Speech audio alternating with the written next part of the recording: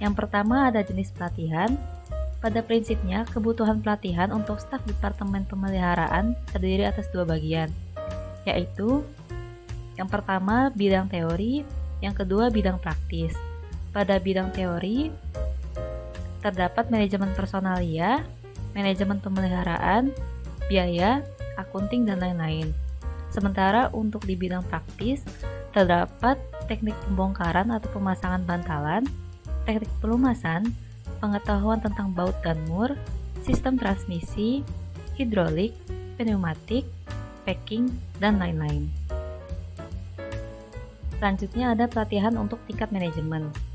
Pelatihan tingkat manajemen lebih ditekankan kepada pelatihan kepemimpinan dan pemeliharaan terencana. Tuntutan utama untuk tingkat ini adalah bagaimana cara memimpin dan mengatasi persoalan dengan baik. Hal ini sehubungan dengan kenyataan bahwa tingkat manajemen harus dapat meyakinkan atasan dan bawahan akan pentingnya pemeliharaan terencana. Pelatihan tersedia dalam berbagai bentuk, misalnya kursus atau seminar. Untuk teknik pemeliharaan sendiri, tingkatan manajemen cukup mengetahui secara garis besar. Selanjutnya ada pelatihan untuk tingkat perencana atau penyelia. Pelatihan untuk tingkat ini meliputi pelatihan manajemen dan teknik pemeliharaan, perencanaan, karena tingkat ini harus dapat memimpin dan mengambil keputusan. Pada pelatihan manajemen, hal yang diutamakan adalah pelatihan untuk memotivasi diri sendiri dan memotivasi bawahan. Sekitar 50% dari pelatihan ini merupakan pelatihan dalam bidang teknik pemeliharaan atau perbaikan. Apabila pada tingkat manajemen pengetahuan tentang teknik pemeliharaan tidak terlalu ditekankan, maka pada tingkat ini hal tersebut harus lebih diperhatikan. Selanjutnya ada pelatihan untuk teknisi. Seringkali pelatihan untuk tingkat teknisi dilupakan, karena sebagai pengganti dari pelatihan diharapkan mereka dapat menambah pengetahuan melalui pengalaman kerja. Pada umumnya mereka diharapkan untuk menjadi orang yang serba bisa, tetapi hal ini tidaklah memungkinkan. Oleh karena itu, untuk mereka juga harus diikutsertakan dalam program pelatihan untuk peningkatan pengetahuan dasar mereka. Peserta pelatihan dibagi menjadi 3 tingkat. Satu tingkat manajemen pemeliharaan. Yang kedua tingkat perencana, itu ada prekayasa atau engineering.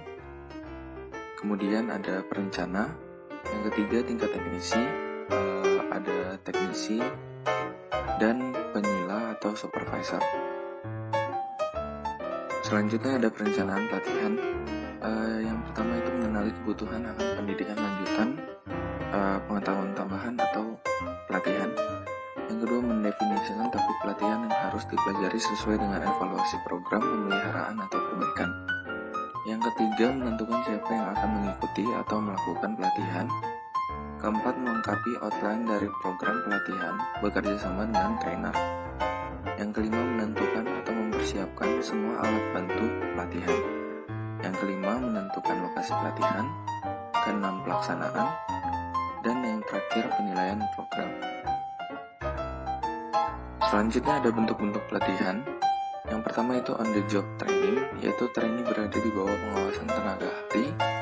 Trainee bekerja secara aktif dengan tenaga ahli dan biasanya dilakukan di perusahaan-perusahaan. Yang kedua magang di industri, yaitu bekerja secara penuh di industri sebagai pekerja biasa dan bertujuan untuk membiasakan diri bekerja sesuai dengan tuntutan industri. Jadi saya akan melanjutkan pembahasan mengenai bentuk-bentuk pelatihan. Yang ketiga ada modul, yaitu program pelatihan ditawarkan oleh berbagai perusahaan atau institusi dengan tema khusus. Keempat ada kursus. Kursus ini dapat dilakukan secara tertulis dan terdapat di universitas atau institusi lain. Kursus juga merupakan upgrading dan peningkatan pengetahuan yang ada, terutama yang berhubungan dengan teknik-teknik yang baru. Yang kelima ada seminar.